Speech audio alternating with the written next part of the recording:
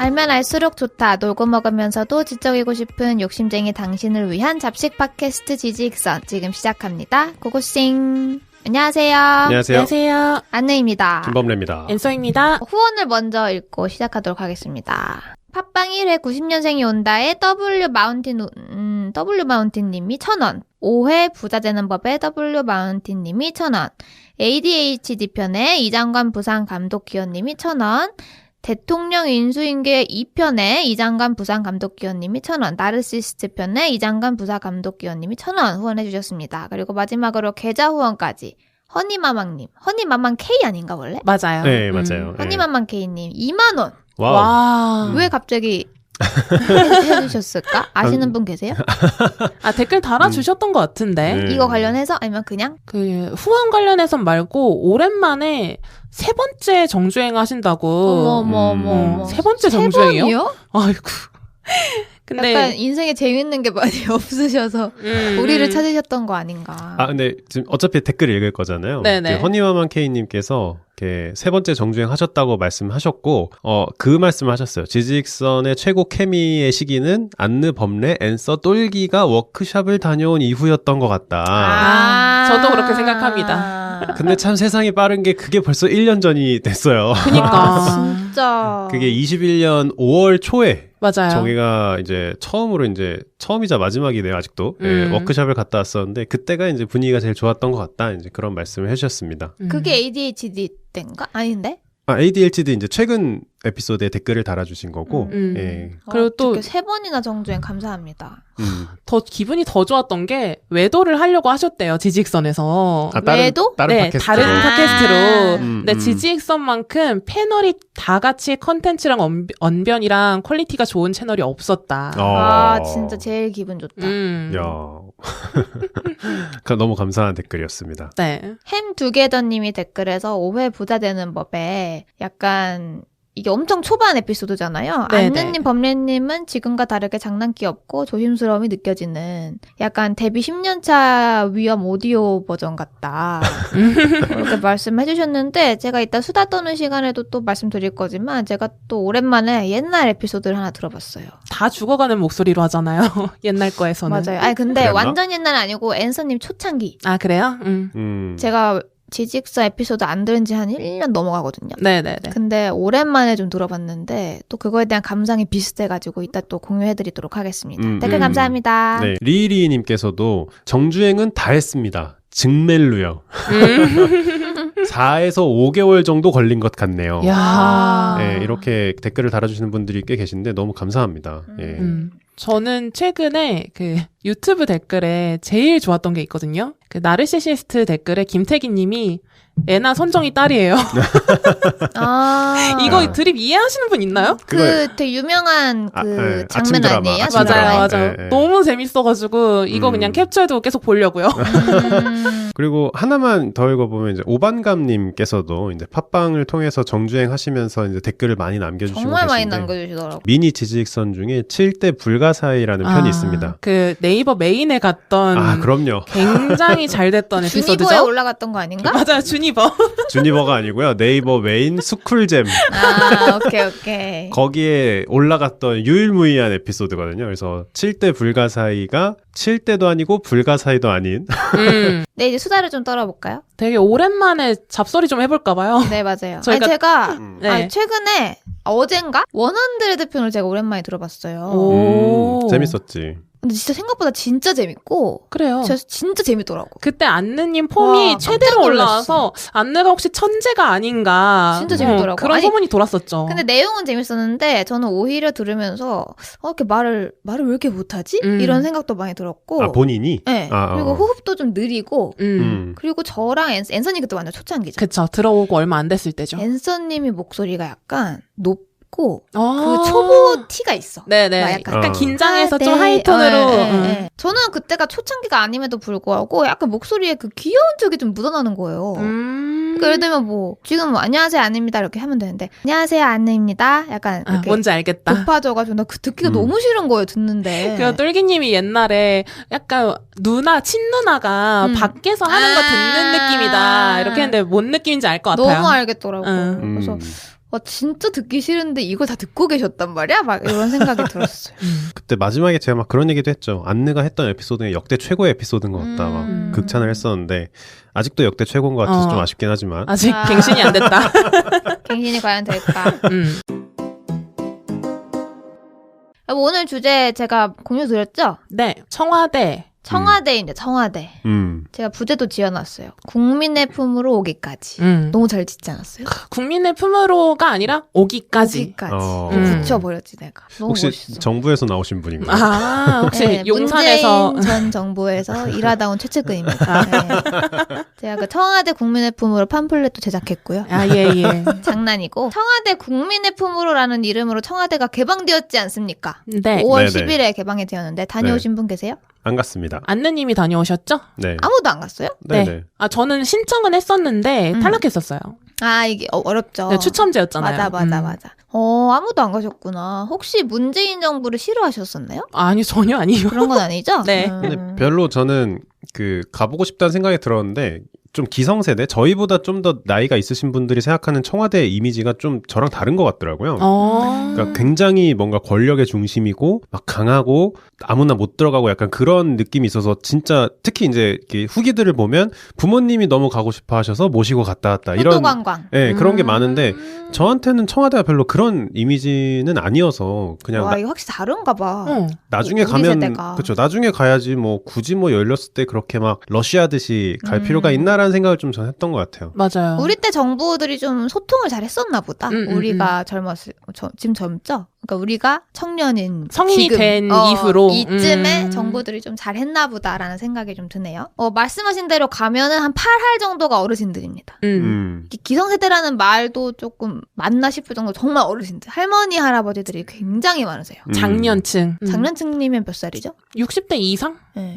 최소 60대 노년층이라고 하지 않나요? 중장년층이라고 그러잖아요. 그러니까 중년 위에 장년 아니야? 중장년층, 청중, 노년층. 장노 이렇게 하는 건가? 어쨌든 진짜 어르신들이 정말 많으셔가지고 저는 느꼈어요. 이분들에게 청와대에 왔다는 이 사실이 얼마나 큰 의미일까? 이런 것들이 되게 느껴졌어요. 그리고 저는 그러한 느낌을 좀 와닿았던 게 어디 지방에 가면 청와대 레플리카가 하나 있어요. 그래요? 그러니까 청와대를 좀 축소해놔서 건물로 아니면 건물로. 네. 그래서 그게 이제 관광하는 것 중에 하나래요. 근데 저는 그게 이제 아까 비슷한 거죠. 그게 좀 이해가 안 되는데 이제 약간 청와대라는 건물을 받아들이는 이미지가 좀 세대에 따라 차이가 있구나라는 걸 그때 좀 느꼈는데 이번에 개방한다는 얘기를 들으면서 좀 더 확 느끼는 것 같아요. 하긴 근데 지방분들은 더 다르겠다 느낌이. 그렇죠. 그럴 수 있겠죠. 소문으로만 듣던 곳인 거 아니야. 우리는 뭐 오며 가며 경복궁 근처 가면은 볼 수는 있잖아요, 겉모습을. 보이죠. 예. 근데 사실은 여러분들이 잘 생각해 보시면은 청와대가 오피셜한 사진도 이렇다하게 사실 없었어요. 그래서 아마 지방분들은 더더욱 약간 뜬소문처럼 청와대가 이렇게 생겼다더라, 뭐 이런 데가 있다더라 이렇게만 들었을 거고, 그리고 여러분들이 사진으로만 접하시는 부분도 그 집무실, 네, 혹은 기자회견 하는 곳, 그거는 뭐 청와대 본관은 아닌데 그 정도만 이제 좀 노출이 되어 있고 극비였던 장소였죠. 왜냐면은 보안 관련된 이슈도 있고, 그럼요. 그리고 실제로 우리나라에서도 맵으로 확인이 안 됐던, 그러니까 맵 어플이나 맵 서비스로 확인이 안 됐던 곳이기도 합니다. 그리고 이제 겉에서는 보였다라고 말씀하셨지만 사실 이렇게 지나가면 안 보여요. 그 안에 들어가야 이제 건물이 보이고, 그 겉에 이제 문에서 보면 저 안에 건물이 있기 때문에 정말 콩알만하게 보일 건 아마 안 보였을 거예요. 저는 그때 청와대가 경복궁 주변에 있다는 것만 알고 정확히 어디 있는지는 몰랐는데 그때 차 몰고 어딜 가려다가 길을 잘못 들었는데 갑자기 경찰들이 쫙 깔려 있는 거예요. 그래, 맞아요. 그게 안 보여요. 그래서 저 순간 여기 교도소가 있나? 그래, 이게 청와대가 은근히 꽁꽁 쌓여져 있고, 네. 그리고 사실 청와대가 지금 개방돼서 막 들어가는데 원래도 관광 서비스가 있었죠. 아시는 분들 계세요? 원래도 있었어요. 투어 신청하면은 투어 해주잖아요. 맞아요. 근데 그게 거의 6개월 전에 신청을 해야 6개월 뒤에 가는. 그리고 이제 거기 저희 어머니가 다녀오셨는데 그때 이제 가면은 경찰 같은 분들 아니면 군인이신지 어떤 그런 무장 비슷하게 하신 분들과 그리고 가이드 이런 분들 그리고 단체밖에 안 돼요. 그래서 단체로 그렇게 같이 몰려다니는 것만 되고 사진 촬영도 제한된 각도에서만 그리고 허용된 곳에서만 그리고 본관 안에는 절대 못 들어가고요. 그 겉에만 쏙 돌아서 가는 그 코스밖에 없었어요. 그래서 여러분들이 사실 청와대가 많이 뭐 저희 세대는 다 그렇겠지만 그래도 좀 많이 알려진 곳이고 개방된 곳이라는 이미지가 있을 수 있지만 잘 생각해보면 또 그렇지 않았다는 거. 굉장히 금단의 곳이었고 그래서 지금 국민들이 그 안을 막 돌아다니는 모습이 어르신들이 보기에는 진짜 감개무량하고 내가 여기 와 있다는 사실 자체가 좀 약간 기를 받아가는 그런 느낌이 아닐까라는 생각이 듭니다. 그럼 본격적으로 오늘 발제 시작해보도록 하겠습니다. 오프닝은 조선일보의 유석재 기자가 쓴 글에 도입 부분이 좀 마음에 들어서 제가 그냥 가지고 와가지고요. 읽어드릴게요. 5월 10일 드디어 금단의 문이 열립니다. 그것이 잘한 결정인지 아닌지는 일단 제쳐두겠습니다. 그렇더라도 청와대가 개방되는 것은 그곳이 실로 918년 만에 최고 권력자나 국가 원수와 무관한 곳이자 일반인들이 자유롭게 드나들 수 있는 공간이 됐다는 사실을 의미하는 것입니다. 청와대란 세 글자를 발음해보면 그렇게 편하지만은 않습니다. 오랜 세월 동안 최고 권력의 상징이었던 이곳은 국민과의 활발한 소통이란 이미지보다는 권위, 밀실, 권력 독점, 구중 궁궐과 같은 부정적인 느낌으로 다가오는 것이죠. 청와대는 900년이 넘는 영욕의 세월을 뒤로하고 역사 속으로 사라지게 되었습니다. 글 너무 잘 쓰시지 않아요? 그러게요. 필력이 미치셨네요. 그러니까 유석재 기자님 글인데 글이 엄청 길어요. 청와대에 관련된 글을 쓰셨는데 저도 많이 참고를 했고 한번 읽어보시는 거 추천드리고요. 진짜 918년 만에 그 장소가 바뀐 거예요. 이게 얼마나 큰 세월의 힘이 담겨 있는지 저는 좀 예상이 안 갑니다. 지금 뭐 우리나라 국민들이 막 들어갈 수 있다를 넘어서서 918년 동안 우리나라의 수장들이 항상 거기서 살고 항상 거기서 일을 해왔었는데 이제는 그 장소가 힘을 잃어버린 그런 장소가 되었다는 게 역사적으로 큰 의미가 있는 곳이겠죠. 청와대는 서울특별시 종로구 청와대로에 위치해 있다고 합니다. 청와대로라고 아예 도로 이름이 그렇게 돼 있었네요. 그리고 대통령, 과거죠. 과거 대한민국 대통령의 집무실 및 관저로 사용되었던 시설입니다. 그러니까 대통령이 집무실로도 사용하고 거기서 사는 거죠. 그냥 생활을 하고. 이승만 정부부터 문재인 정부까지 계속 대통령 집무실이 거기서 이제 사용이 되었고 청와대라는 이름 그리고 이제는 대통령실이라는 이름이 바뀌었죠. 네네. 이전이 되면서 바뀌었는데 그거에 대한 역사 그리고 지금에 가지는 의미 이런 것들을 조금 살펴보도록 하겠습니다. 우선 역사를 살펴보면 고려 숙종 때 그 남경, 그러니까 개경, 서경, 남경이 이렇게 있었는데 남경 궁궐은 경복궁 북쪽에 지금 청와대 자리에 있었대요. 네, 그때 청와대 건물이 지어진 게 아니고 지금 청와대 있는 곳에 남경 궁궐이 있었는데 또 그때 숙종이 그 남경 궁궐을 세우고 바로 거기로 또 간 건 아니고 개경, 서경, 남경을 번갈아 가면서 거주를 하기도 했었고요. 그 이후에 임금님들이 머물다 말다 했었대요, 거기서. 그렇죠. 아무래도 고려시대라고 했잖아요. 고려 때. 네, 그럼 개경이 거의 메인일 거고 예, 잠깐 왔다 갔다 하는 관저의 느낌이 있었을 것 같네요. 뭐 맞아요. 정확히 모르겠지만. 그래서 고려 말까지는 지금 청와대 자리는 임금이 머무는 궁궐이 있었다는 거죠. 근데 계속 머물렀던 건 아니지만. 그리고 조선 왕조가 시작되면서 그 남쪽에 법궁인 경복궁이 세워지고 그리고 후원으로, 여기서 후원은 그 서포트 후원이 아니고 그 뒤에 있는 네네. 후원으로 청와대터에 이제 왕실 부지가 계속 남아 있었다고 합니다. 그리고 임진왜란 때 뭐가 불탔죠? 다 붙었죠. 아니. 뭐? 내 지금 말한 것 중에 뭐가 불탔잖아요. 경복궁. 경복궁이 불탔죠. 임진왜란 때. 1592년이죠. 그러면서 청와대 터도 빈터로 방치되었다고 합니다. 그리고 1868년에 경복궁이 중건이 됐는데 그때 청와대의 터도 성격이 좀 바뀌었대요. 그때 경복궁을 중건한 왕이 누구죠? 그 흥선대원군 때인데 오, 그때. 와, 진짜 국사 대박이다. 똑똑하다. 고종 이거 때인가요? 어떻게 알지? 경복궁 재건한다고 해가지고 사람들 막 동원하고 이렇게 돈이 없는데 막 해가지고 그런 사건이 있었죠. 네. 흥성대원군 맞습니다. 네. 흥성대원군이 창덕궁에 넓은 후원인 춘당대 같은 곳을 경복궁에도 만들려 한 거예요. 그러니까 경복궁 옆에 엄청나게 넓은 이걸 세우려고 했는데 그 이름이 바로 경무대였다고 합니다.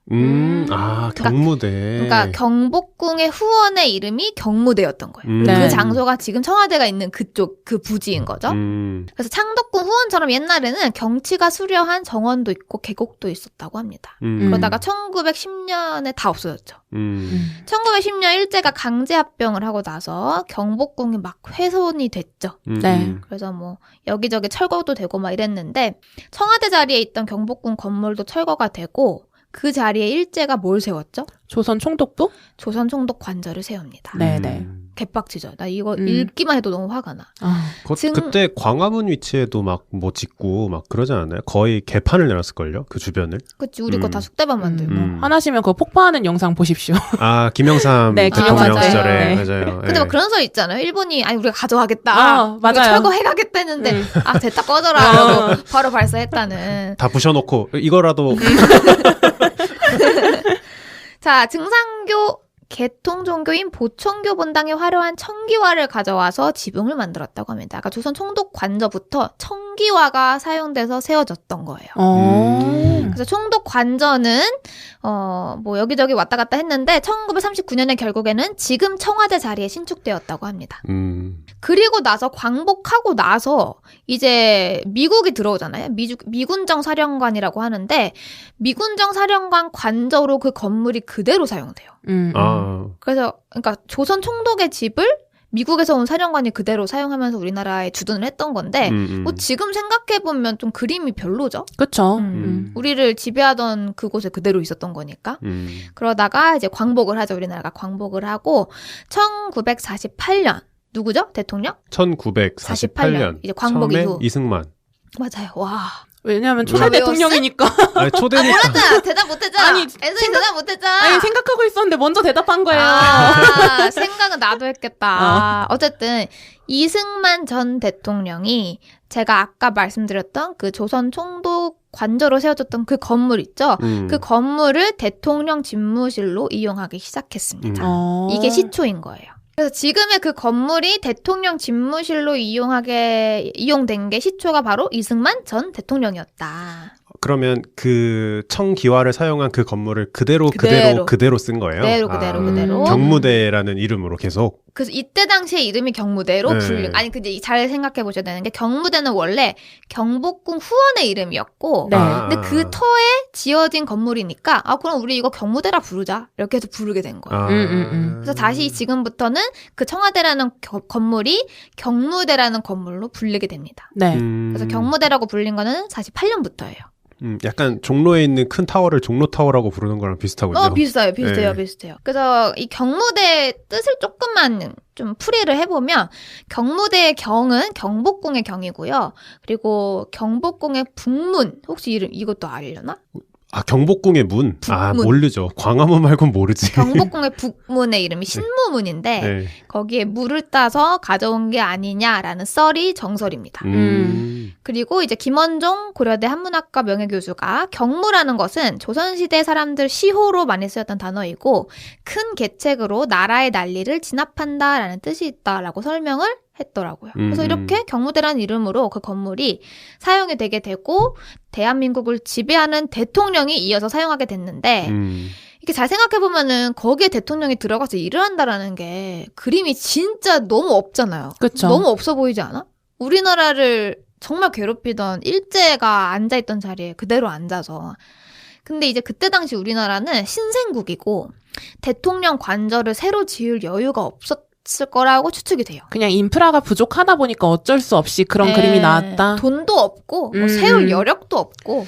그쵸. 사실 광복하고 나서 얼마 안 됐을 때기도 하고 그때에 사실 뭐랄까요. 대한민국은 지금의 대한민국이랑은 그냥 아예 다른 나라라고 생각해도 될 정도고. 허허 벌판에 약간 원시시대처럼. 맞아요. 그때는 진짜로 불 피워놓고. 그 남대문에서 그 검문 검사하면서 사람들이 실제로 남대문이 문으로 쓰였죠. 그때는. 네네. 그리고 소 달구지 끌고 다니고 그럴 때였는데 그러니까. 그리고 뭔가 계획이 있었어도 또 1950년에 한국 전쟁이 터지잖아요. 음. 그래서 경황이 없었을 수도 있겠다라는 생각도 드네요. 예. 근데 어쨌든 사람들이 이승만 전 대통령에게 우리 좀 보수를 하자. 이게 건물이 좀 오래됐으니까. 근데 이승만 전 대통령이 받아들이지 않았대요. 그래서 1층을 집무실로 쓰고 2층을 생활 기능으로 썼네. 거기서 2층에 살고 1층을 집무실로 쓴 거죠. 근데 지금은 그렇게 안 했던 거 알고 계시죠? 지금은 대통령의 관저는 따로 있습니다. 네네. 있었습니다. 건물이. 근데 제가 잘은 모르지만 그때의 경무대라고 불리던 그때의 건물과 1990년대에 바뀐 청와대, 우리가 이제 사진으로 익숙하게 알고 있는 그 청와대는 완전 푸른 기와에 네, 완전 다른 건물 아니에요? 좀 이따 설명을 해드릴게요. 네네. 히스토리가 있는데 이승만 전 대통령이 이런 퍼포먼스를 또 하긴 했대요. 그 안에 있던 일본산 전구를 다 깨버렸다는. 아, 약간의 퍼포먼스 아니었어요. 좀 마이너하네요, 퍼포먼스가. 네. 예. 그래서 약간 일제 잔재를 청산하겠다. 뭐 이런 액션이 아니었을까. 근데 이승만 정권 하면은 사실은 어떤 이미지가 강하죠? 친미 정권, 친일 정권이라는 이미지가 있긴 하지 않나요? 친일? 뭐 결국에 그래도 마지막에 안 좋았잖아요. 그러니까. 하와이로 망명하시면서. 그래서 약간은 좋은 이미지는 없죠, 저희들한테. 없죠. 예. 우리도 배우긴 하는데 이승만 정권의 이미지 사실 독재. 독재가 굉장히 심해졌죠. 그러니까 독립군 출생인데 대통령이 되고 조금 이상한 업적이 많이 생기신 분이 아닌가. 처음엔 안 그랬는데 네. 그죠? 뒤로 갈수록 점점 독재자 이미지가 굉장히 강해지고 실제 독재를 했죠. 그렇죠. 그러면서 이 경무대라는 곳이 불통과 권력의 상징과 같은 존재로 국민들에게 자리 잡기 시작합니다. 진짜 말 그대로 궁궐과 재수없는 궁궐이 된 거야, 그 장소가. 자, 그러다가 지금의 청와대라는 이름으로 바뀌었을 때로 돌아가 보겠습니다. 1960년 12월로 가면 사실 이 청와대라는 이름이 많은 사람들이 박정희 대통령 때 바뀌었다고 생각을 하시는데 그렇지 않습니다. 그래요? 누구 때 바뀌었는지 혹시 아실까요? 윤보선? 난 이 대통령, 전 대통령 이름도 좀 생소하거든요, 사실. 그쵸. 그게 이승만 대통령이 하야하시고 그리고 나서 그 재임 기간 남을 때 500 며칠일 거예요. 그 동안 짧게. 잠깐 윤보선 그분이 계셨고 비슷하게 이제 박정희 대통령이 서거하고 나서도 그 전두환이 쿠데타 일으키기 전에 또 잠깐 시간 있잖아요. 그땐 또 최규하 대통령이라고 또 계셨죠. 예. 대박이다. 자, 어쨌든 4.19 혁명 이후로 제2공화국이 수립된 우리나라입니다. 네네. 이때 제4대 윤보선 전 대통령이 그냥 예상하는 거예요. 전문가도 예상하기에 약간 경무대라는 곳에 내가 있다는 게 불편했던 것 같다라고 보고 있대요. 그 윤보선 전 대통령이 내가 이 경무대에 있다는 게 좀 기분이 좀 거시기 하다 이렇게 생각한 거 아닐까. 그때 또 막 그 4월에 난리가 났었으니까. 그죠. 그치. 어쨌든 이 윤 대통령이, 그러니까 전 윤 대통령이 언론인 김영상 씨에게 나 경무대 이름 바꾸고 싶으니까 새 이름 후보 가져와 이렇게 지시를 합니다. 근데 이 김영상 씨가 이렇게 진언을 했대요. 경무대는 역사가 깊은 이름입니다. 잘못된 정치가 어찌 집 이름 때문일 수 있겠습니까? 다시 한번 생각해 주십시오라고 진언을 했다고 합니다. 근데 윤 대통령은 고집을 꺾지 않았다고. 아니, 나 바꿀 것이다 해서 2개의 이름을 가져옵니다. 김영상 씨가. 첫 번째가 화령대. 화령대. 두 번째가 청와대. 이렇게 가져온 거예요. 익숙해서 그런지 모르겠지만 청와대가 100배 나아 보이네요. 훨씬 예쁘죠? 네네. 그럼 청와대 얘기 좀 먼저 해보면 이 청와대를 이름을 잘 살펴보시면 관저 지붕을 이제 푸른빛의 청기화가 덮고 있잖아요. 그거를 나타내는 이름이고 당연히. 그리고 영어로 번역했을 때 블루하우스가 돼요. 그럼 약간 그 유명한 그 위대한 미국이라는 화이트하우스랑 좀 비벼볼 수 있을 것 같잖아요. 그쵸. 약간 동급 같고 약간 비슷해 보이고. 그래서 워싱턴에는 하얀 집이 있고 서울에는 푸른 집이 있는 뭐 이런 느낌을 낼 수 있다라는 거죠. 근데 여기에도 또 썰이 있는데 박정희 대통령의 영부인 유경수 여사. 유경수 여사님이 이 블루하우스라는 표기를 굉장히 싫어했대요. 왜 싫어했지? 우리 고유명사까지 영어화를 해야겠느냐. 그래서 이때 청와대 영어 그대로 청와대로 사용해라라고 그리고 이제 비서관들이 블루하우스라고 쓰면 그렇게 꾸짖었대요. 쓰지 말라고. 어쨌든 이런 썰이 있는데 자 그럼 청와대의 뜻을 담고 있는 푸른 기와라는 건 원래 언제부터 이 푸른 기와였나를 잘 생각해 보시면 제가 근데 말씀드렸죠? 조선 이 푸른 총독 기와가 조선 총독 때부터 있었던 거예요. 그리고 아까 잠깐 법률님이 질문하셨는데 우리가 지금 보고 있는 청와대 본관은 1991년 누구 정부 때죠? 1991년이면 김대중 땡. 김영삼. 김영삼? 아, 노태우? 노태우 아. 정부 때 새로 지어진 건물이에요. 근데 총독 관저였던 옛 청와대 건물처럼 똑같이 푸른 지붕을 사용한 거예요. 그걸 바꾸지 않은 거죠. 근데 이건 당연하죠. 왜냐면 그때 당시 이름이 청와대니까 그걸 바꿔버리면 이름이 바뀌어야 되는 거잖아요. 그래서 어쨌든 구 본관은 철거가 되었는데 뭐 어쨌든 그런 의미를 담고 있는 거죠. 그래서 윤 대통령이 청와대라는 이름을 딱 듣고 괜찮다. 잘 생각해보면 고려시대에는 청자로 기와를 만들기도 했고 조선 전기 때도 경복궁에서 청기와를 많이 사용했다고 해요. 그래서 청기와가 우리나라 고유의 문화재라고 볼 수 있고 고유한 전통을 지닌 집이라는 뜻에서 괜찮겠다라고 얘기를 했고 그리고 이제 화령대라는 이름이 남아있죠. 화령대라는 이름에 대해서 이 윤 전 대통령의 반응은 그게 무슨 말이냐. 약간 무슨 말이야 그게? 약간 이렇게 들어갔다고 합니다. 이 뜻풀이를 해보면 화할 화에 편안할 영자를 붙인 거예요. 화령. 그래서 조선 왕조가 태조 이성계는 명나라의 사신을 파견해서 새나라 수입을 승인해 줄 것을 국호를 지어달라고 요청을 했었는데 무슨 말이냐면 명나라에다가 태조 이성계가 조선 왕조를 개국을 할 때 약간 그때는 그런 게 거치례로 있었대요.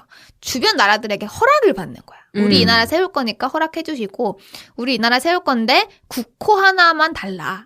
이게 좀 거치례로 있었대요. 당연히 이미 국호는 조선으로 좀 내정이 되어 있었지만 그냥 예의상 물어봤는데 그때 화령이라는 이름을 받았었다고 합니다. 명나라로부터. 근데 뭐 그걸 사용한 건지 아닌지는 뭐 알 수 없고요. 어쨌든 화령은 함경남도 영흥의 옛날 이름이었다라고 합니다. 그래서 어쨌든 이때 청와대가 처음으로 채택이 돼서 지금까지 이름이 내려져 온 것이죠. 그리고 그 다음 제5대 대통령 1963년입니다. 누구죠? 1963년. 제5대 대통령. 박정희 대통령. 맞아요. 박정희 대통령이 취임을 하고 나서 이름이 한번 바뀔 뻔했습니다. 이때 후보가 황화대였어요. 황화대. 황화대. 청와대에서 청만 황으로. 그러니까 노란색으로 바뀐 거죠. 이유가 무엇이냐? 푸른색보다는 노란색이 우리나라 전통적으로 더 귀한 색이었다. 예전 그 황제들 그 왕건 옷 생각해보세요. 네네. 뭐 어쨌든 그 금색, 노란, 금색빛. 금색, 노란색이 귀한 색이긴 했죠. 그리고 귀한 걸로만 따지면 보라색으로 하지. 그리고 우리나라에서 황색 옷도 많이 입었고 황궁에서도 황기화를 많이 썼었다. 그러니까 이게 박정희 대통령이 말한 게 아니라 그런 여론들이 나온 거예요. 근데 박정희 대통령의 반응은 어땠을까요? 반응이 좋아서 바꾸려고 했던 거 아니었나요? 아니 박정희 대통령이 결국에는 결정을 내렸잖아요. 안 바꿨을 것 같긴 한데. 안 바꿔서 지금까지 청와대가 온 거죠. 왜 안 바꿨냐? 대통령이 바뀔 때마다 이름을 바꿔서야 되겠냐? 라면서 일축했다고 합니다. 아, 그러네. 그러니까 지금 몇 대 하면 5대지만 사람으로 치면 세 번째잖아요. 그렇죠. 근데 이승만 대통령 때 청와대, 경무대. 그리고 윤보선 대통령 때 청와대. 근데 내가 됐는데 황화대. 그러면 흑화대, 백화대, 뭐 다 나오니까. 그지. 그리고 이때 제가 아까 말씀드렸다시피 영부인이었던 유경수 여사가 청와대라는 영어 표기를 좀 고집을 했었다. 블루하우스라고 쓰지 말아라. 뭐 이런 썰이 있다. 이후에 노태우 시절로 돌아와서 본관과 관저 그리고 춘추관이 신축됩니다. 이때 이 관저에서 대통령이 이제 사는 거예요. 그래서 뭐 공사 기간만 2년 2개월. 그래서 91년 9월에 지금 우리가 보고 있는 바로 이 청와대의 모습을 갖추게 되었습니다. 이때 공사가 현대건설이 맡았다고 해요. 그래서 경복궁이나 창덕궁의 궁궐의 모습을 많이 참고했고 정주영 현대그룹 명예회장이 외국 유명 호텔들과 비교해가면서 직접 문고리 모양까지 고를 정도로 신경을 정말 많이 썼다고 합니다. 근데 그럴만도 하죠. 그렇죠. 그리고 또 그때면 또 그 정주영 명예회장님이 날아다닐 시절이었기 때문에. 네. 그리고 그 다음 1993년 2월 25일에 취임한 누구 대통령이죠? 김영삼 대통령. 김영삼 대통령이 이 지시를 내립니다. 구 본관 철거해라. 이때 내린 거죠. 일제 잔재 싹 날려라. 그래서 지금 청와대에 가시면 청와대 구 본관 터라는 그 돌만 남아있어요. 표식만. 그 위에 뭘 새로 짓진 않고 터를 남겨놨군요. 그럼 터만 이렇게 그냥 짧게 조그맣게 이렇게 남겨놨고요. 네. 일제강점기에 북악산의 전기가 이어지는 능선을 끊기 위해서 해당 건물이 지어졌다는 풍수적인 해석이 있는데 그거에 따라서 벽돌과 기와는 기존 능선의 복원에 사용을 하고 가구와 집기는 보존을 하는데 샹들리에와 승강기는 대통령이 사용하던 물건이라는 의미를 부여하지 못하도록 분해하고 재사용을 전제로 경매에 내놨다고 합니다. 그러니까 뭐 다 그냥 해체해버린 거죠. 김영삼 전 대통령이. 궁금해서 지금 구 본관을 검색해봤는데 완전 다르게 생겼네요. 많이 다른가요? 네. 나도 사진 봤는데 그렇게 다르지 않지 않았나? 아니요. 빌라처럼 생겼는데. 봐봐. 그러니까 뭔가 지금의 청와대는 조금 더 경복궁 느낌처럼 그쵸. 궁궐 같은 느낌이. 그렇죠. 약간 그 대한민국 전통 궁궐 같은 느낌이라면 예전 구 본관은 맨션이나 빌라를 지어놓고 지붕만 청기화를 쓴 느낌? 약간 그런 느낌이 있네요. 근데 청와대 이제 직접 가시면 생각보다 걸 느낌이 안 나요. 사진을 보시면 알겠지만 그냥 흰 건물에 네네. 이게 약간 청기화가 올려져 있는 느낌이긴 하거든요. 한번 가서 직접 보시는 걸 좀 추천드릴게요. 어쨌든 이때 김영삼 전 대통령이 이때 당시는 사실 청와대는요 아예 청와대라고 표시되어 있는 그 지점 안에는 아무도 못 들어갔어요. 지금 사실 그 완전 개방되기 전에도 그 청와대 앞길 정도는 이렇게 돌아다닐 수 있었는데 그때까지는 그것도 다 막혀 있었는데 이때 김영삼 대통령이 청와대 앞길 그리고 인왕산을 시민들에게 개방합니다. 인왕선도 못 갔구나. 그게 바로 그거니까. 네, 제가 알기로는 그 김신조 사건이라고 하죠. 그 북한에서 11명인가 13명인가 특수공작원이 박정희 목을 따겠다. 네네. 라고 해서 실제로 내려왔었고 종로까지 진입했다 잡혔나? 나 이거 들은 것 같아. 네, 이거 꼬꼬무에서 봤던 것 같아. 진짜 코앞까지 왔었다. 네, 맞아요. 진짜 코앞까지 왔었는데 경찰에게 걸렸죠. 그래가지고 그때 되게 굉장히 심각한 사건으로 나왔고 그때 이제 박정희 대통령도 엄청 팔팔할 때니까 막 난리를 쳐가지고 인왕산부터 그 주변 다 통제하고 막 난리를 쳤었는데 생각해 보면 김영삼 대통령 때 그게 풀린 거면 그 기조가 오래 가긴 했네요. 그러게요. 근데 사실 지금도 그렇지만 이때 당시만 해도 간첩 잡아라. 그렇죠. 막 그렇죠. 삐라 돌아다닐 때 그럴 네. 때니까 지금은 좀 많이 다를 것 같아요. 그리고 이때 PC통신 하이텔에다가 청와대 큰 마당을 개설합니다. 빠르다. 되게 이때 당시에 되게 뭐라 해야 되지? 되게 혁신적인 대통령의 움직임이 아니었을까라는 예상이 돼요. 그리고 95년에 CI를 그러니까 로고를 이제 저희가 흔히 지금 보고 있는 청와대 로고 아시죠? 네네네. 그게 이때부터 시작됩니다. 그리고 인터넷 홈페이지도 열게 되고 그리고 청와대 관람 같은 거는 뭐 제가 아까 있었다고 말씀드렸으니까 지금 개방 말고 그 전에도 청와대 관람이 있었다라는 걸 말씀드릴게요. 그리고 22년 지금으로 와서 대통령실에 집무실 기능을 주고 대한민국 대통령 관저에 관저 기능을 넘겨주고 그리고 우리 청와대는 개방되었습니다. 사실 역사만 쭉 훑어도 가봐야겠다라는 생각이 좀 들지 않아요? 그리고 제가 듣기로는 다른 얘기인데요. 조경이 진짜 예쁘게 돼 있다고. 가서 조경만 볼 목적으로 가도 굉장히 만족스럽다 이러더라고요. 그렇게 느낄 수 있죠. 개인적으로 관저가 마당이 진짜 예뻤어요. 마당이. 날씨 좋을 때 가면 너무 좋을 것 같아요. 맞아요. 뭐 여기저기 이쁘게 꾸며놨었는데 한번 정리를 좀 해보면 청와대에는 1, 2, 3대 이승만 대통령부터 4대 윤보선 대통령, 그리고 5에서 9대 박정희 대통령, 10대 최규하 대통령, 11, 12대 전두환 대통령, 13대 노태우 대통령, 14대 김영삼 대통령, 15대 김대중 대통령, 16대 노무현 대통령, 17대 이명박 대통령, 18대 박근혜 대통령, 19대 문재인 대통령까지 모두 12명의 대통령이 거주하며 집무했던 곳입니다. 이렇게 훑으니까 세상 우리나라 역사 느껴진다. 근데 이게 훑으면서 옛날에는 어렸을 때는 내가 겪은 대통령이 많지 않았잖아요. 맞아. 지금 막 말하는데 다 아는 최소 사람이군. 3명은 우리가 겪었어. 그죠? 그러니까. 몇 명은 취임식도 기억나네. 그러니까. 근데 진짜 많은 일이 있었다. 우리나라. 시간 빠르네요. 근데 이렇게 얘기하면 좀 대한민국 얘기만이지만 그 예전에 그 고려 때 잠깐 이제 그 남경으로 사용하긴 했지만 사실 그 앞에 경복궁까지를 생각해 보면 사실 그 주변 그러니까 그 경복궁과 청와대 주변 터를 왕이나 최고 지도자가 사용한 역사는 진짜 500년 가까이 돼요. 그러니까 왜냐하면 태조 이성계가 고려를 한바탕 뒤집어 엎고 이 한양으로, 그러니까 그때 이제 한양이라고 안 했던 것 같긴 한데 그쪽으로 옮기면서 이제 경복궁의 집무실처럼 이제 경복궁을 세운 건데 그때부터 생각하면 진짜 거의 500 몇십 년 만에 변화가 생긴 거죠. 그렇죠. 예. 아까 잠깐 얘기했지만 거의 919년인가? 그 만에 그 기능을 상실하고 이제 자리를 내준 거죠. 그렇죠, 네. 그렇죠. 와, 근데 진짜 큰 일이긴 하구나라는 생각이 들어요. 이 집무실 이전이라는 게. 근데 진짜 이거 되게 흥미로운 사실 중에 하나가 이제 좀 역사 얘기인데 처음에 태조 이성계가 이제 위화도 회군하면서 고려를 뒤집어 엎죠. 네. 그러니까 뭐 얘기하면 쿠데타를 일으킨 거죠.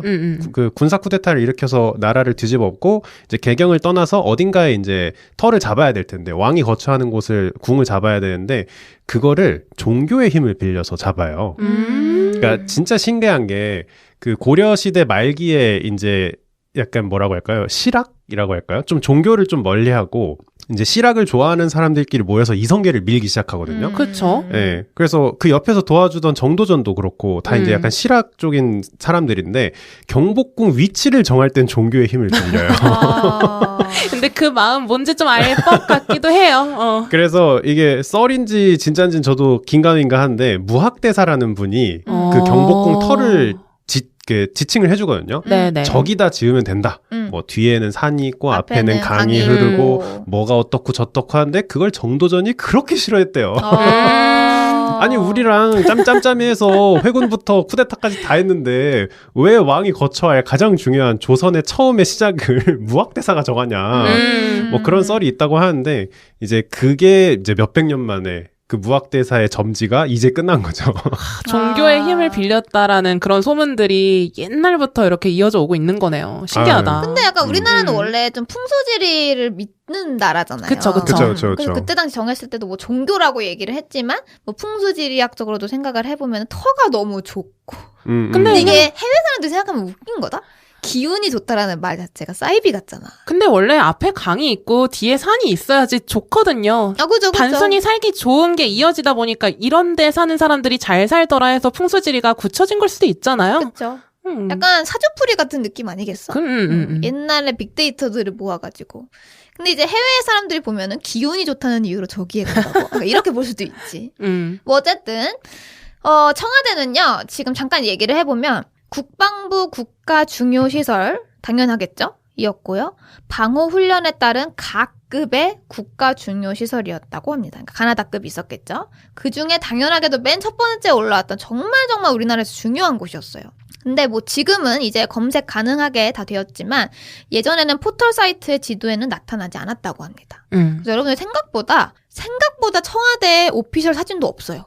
몇 장 없어요. 잘 찾아보세요. 이제 많이 풀렸겠지만. 그리고 경복궁 바로 뒤쪽에 있기 때문에 사람들이 뭐 대충 저게 있겠구나는 뭐 알만한 사람들은 다 알았고 구글 어스 같은 곳에는 선명하게 잘 나와 있다고 합니다. 맞아요. 이게 그 네이버 지도 같은 국내에서 서비스하는 지도로 서울을 보면 생각보다 숲이 엄청 많은데? 그런 생각을 할 수 있거든요. 근데 그게 청와대 지워져 있고 맞아. 국방부 지워져 있고 지금 용산 미군기지 지워져 있고 그게 지워져 있는 게 하얗게 지우개로 지운 게 아니고 그게 나무로 채워져 있거든요. 그래서 아니 뭐 회색 도시라더니 초록초록한데 이런데 말씀하신 것처럼 구글 지도로 보면 이제 그게 다 보이죠. 맞아요. 안에가 이게 막 다 안에까지는 아니고 이 청와대라는 게 좀 공개가 된 게 생각보다 늦어요. 노무현 전 대통령 때 다큐멘터리를 통해서 공개가 됐다고 합니다. 그리고 박근혜 정부 당시에 이 세월호 7시간 그리고 박근혜 최순실 게이트 때문에 청와대 구조가 이때 많이 공개된 거예요. 그러니까 박근혜 그때 막 거리 동선을 막 사람들이 얘기를 했었잖아요. 그러면서 구조가 공개된 거죠. 그리고 2022년 5월 10일 전면 개방됨에 따라서 네이버 지도, 카카오맵, 국토지리정보원의 청와대 위치, 위성지도 모두 공개되고 로드뷰, 거리뷰의 블러 처리도 해제되었습니다. 생각보다 진짜 꽁꽁 쌓여있던 곳이었나 봐요. 그래서 지금 이제 또 뭘 해볼 거냐면 남은 시간 동안 뭐 기지는 않은데요. 저랑 청와대에 중요한 건물 한 3가지 정도만 랜선 관광을 같이 해보고 마무리해보도록 하겠습니다. 두 분도 아직 안 가보셨으니까 한번 같이 그러니까 이거 듣고 다녀오시면 좀 느낌이 다를 것 같아요. 우선 첫 번째 가장 중요한 건물이죠. 어디죠? 관저? 본관? 우리가 그 사진 속에 보이는 그 청와대 건물. 우리가 생각하는 그 로고에 있는 그 모양? 네, 그 청와대. 그래서 양옆에 건물 조그만 거 하나 있고 가운데 큰 거 하나 있는 그리고 흰색 건물에 파랑색, 푸른색 기와가 덮여져 있는 바로 그곳인데요. 1층에는 영부인의 집무실도 있고요. 접견실, 그리고 무궁화실이 있는데 이 무궁화실의 벽에 역대 영부인 사진들이 다 걸려 있습니다. 제가 그걸 보고 왔어요. 그러면 박근혜 대통령 시절에 뭐가 걸려있나요? 안 걸려있죠. 그냥 스킵하고? 영부인들만 걸려있어요. 박근혜 시절에는 영부인이 없으니까 안 걸려있죠. 우선 결혼도 안 하셨고. 그렇죠. 그리고 인왕실이라는 것도 있고 1층 별채에 충무실, 세종실 이렇게 있는데 충무실이 뭐를 따온 걸까요? 충무로? 충무공 이순신. 세종실은 당연히 세종대왕님 이렇게 따온 것 같고 그리고 2층에 그 유명한 대통령 집무실이 있습니다. 요즘 사진에서 보신 적 있어요? 기억나요? 대통령이 큰 갈색 책상 위에 펜을 들고 앉아있고 한쪽에는 대한민국 국기가 걸려있고 뒤에 봉황 그려져 있고 봉황과 네. 그리고 지구본 뭐가 금색으로 되어 있고 또 다른 한쪽에는 지구본이 올려져 있고 그 사진 기억나시죠? 그 외국 귀빈들 오면은 그 앞에서 악수하면서 사진 찍은 사진들? 그런 거 좀 봤던 것 같아요. 아마 여긴 아닐 거예요. 여기가 아닌가? 다른 데일 거예요. 여기는 집무실이고 아마 접견실을 보신 걸 수도 있어요. 어쨌든 그 유명한 집무실이 2층에 있는데 여기도 지금 개방돼서 볼 수 있습니다. 제가 딱 보고 왔는데 저는 별로 생각을 못 했는데 여기가 진짜 넓대요. 너무 넓어가지고 어떤 장관이 보고를 마치고 뒷걸음으로 나오다가 넘어지는 일도 있었다고. 그래서 이 장소 이 집무실 자체가 약간 사람을 압도할 만큼 굉장히 크고 높고 막 이랬다고 합니다. 그래서 그 청와대가 백악관만 해도 비교를 해봐도 우리나라의 집무실이 훨씬 크다고 해요. 아, 그래요? 네. 이런저런 일들이 거기 많았는데 제가 그 본관에 들어갈 때 느낀 건데 본관에 들어가면은 그냥 들어가게 하는 게 아니고 부직포들을 한 짝씩 줘요. 신발에 끼우게. 그러니까 덮어요. 신발을 싸게 하고 그리고 들어가면은 레드카펫이 쫙 깔려 있거든요. 근데 레드카펫의 질이 별로인 것 같아요. 그러니까 보풀 엄청 일어나고 이래요. 제가 보기에는 개방하면서 깔아놓은 거 아닐까? 라는 생각이 들어요. 원래 너무 그게 많이 아닌데. 다니니까. 왜냐면 진짜 질이 안 좋아 보여요. 보풀이 엄청 많이 올라와 있고 그래서 막 본관을 다 둘러보고 저랑 친구랑 같이 갔을 때 느낀 점은 화려하지 않아요. 되게 올드해요. 되게 올드하고 친구가 그냥 관리 좀 잘 되어 있는 옛날 서양식 호텔 같아요. 제가 봤을 때 제일 비싼 게 샹들리에일 것 같아. 그러니까 샹들리에가 엄청 많거든요. 엄청 큰? 근데 샹들리에 엄청 비싸잖아요. 근데 우리나라 관전인데 그래도 본관인데 청와대인데 그래도 싼 거 쓰진 않았을 것 같고 저거 얼마일까 싶었는데 어쨌든 전반적으로 드는 생각이 동양의 느낌은 없어요. 그 약간 경성시절 서양 호텔 같고 전반적으로 그리고 굉장히 수수합니다. 근데 생각해보면 마지막 리모델링이 91년이라 그랬나요? 앞에서?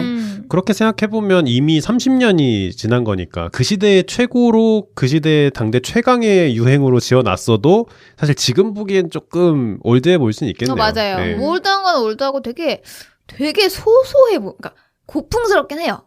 되게 관리도 잘 돼 있고 알겠는데 생각보다 약간 좀 소박한 공간이구나. 근데 그걸 보는 내 느낌이 있잖아. 약간 두 가지 감정이 공존했어요. 첫 번째는 우리나라의 수장이 이런 생각보다 화려하지 않은 곳에서 살고 있었다라는 거에서 오는 약간 좋은 느낌과 동시에 씁쓸함. 좀 더 화려하게 살지. 이런 느낌. 우리나라에 그래도 수장인데 좀 돈 많이 쓰지 약간 이런 느낌이 좀 같이 들었던. 그리고 이제 관저가 굉장히 중요하겠는데 관저가 그 본관이랑 꽤나 떨어져 있습니다. 걸어서 좀 이렇게 가야 되는데 다 그러니까 안에는 못 들어가거든요. 근데 창문을 다 열어놔서 건물을 이렇게 한 바퀴 삥 돌게 해요. 그러면은 창문을 통해서 안을 다 볼 수 있는데 그 말로만 듣던 침실, 서재는 안 보였던 것 같고 소식당이라는 곳이 있는데 여기에 6인용 식탁이랑 이건 카더라였어요. 6인용 식탁과 TV와 전자레인지 등이 있었다고 했는데 그걸 실제로 보게 된 거예요. 근데 진짜 식탁 의자가 야 저거 갑자기 이케아에서 사온 거 아니야? 이런 생각이 들 정도로 의자 너무 불편해 보이고 나무예요. 그리고 진짜 소박해요. 내가 웬만하면 요즘 신혼집 아파트보다 훨씬 소박해요. 그리고 TV가 있어가지고 저도 막 보면서 야, 이 사람들도 밥 먹으면서 TV 볼까? 이런 얘기하고 그랬고 또 돌면은 파우더룸이 나옵니다. 여기서 이제 박근혜가 이렇게 머리 올림을 했었다는 이 파우더룸도 정말 내 방이 더 화려해. 그 정도로? 너무 소박해요. 물론 다 치운 걸 수도 있지. 이제 다 뺄 거 빼고 한 걸 수도 있는데 굉장히 진짜 이케아에서 갑자기 다 사온 것 같은 그 정도의 굉장한 소박함이 느껴지는 곳이어서 저는 좀 마음이 안 좋았습니다. 기왕 사는 거 이렇게 좀 화려하게 살지 약간 이런 느낌. 그러면서 또 동시에 그래 우리나라의 수장들이 이렇게 검소하게 살았구나라는 거에서는 또 약간 좋은 느낌 이런 것들이 좀 공존했었던 그런 곳이었습니다. 그래서 여러분들이 꼭 가시면 관전은 사실은 필수 코스가 아니에요. 그러니까 뭐 알아서 둘러보시면 되는데 관전 한번 꼭 보시는 거 추천드리고 싶어요. 그리고 여러분들이 녹지원이라는 곳도 가시게 될 텐데 여기서는 하나만 말씀드릴게요. 녹지원 가운데 정말 큰 소나무가 하나 있습니다. 진짜 개 커요. 그래서 저 친구를 보면서 저거 몇 살일까? 이런 생각을 했었는데 170년이 넘은 반송이라고 합니다. 정말 옛날부터 심어져 있던 그거를 알아보시고 그리고 가보시면 사이드에 진짜 뜬금없이 밀이 있어요. 밀. 그러니까 보리들이 심어져 있거든요. 밭까진 아니고? 밭은 아닌데 쫙 라인 따라서 보리들이 쫙 심어져 있는데 원래 거기서 밀과 뭐 보리 이런 것들을 심고 뭐 차를 뭐 만들기도 하고 이랬다고 합니다.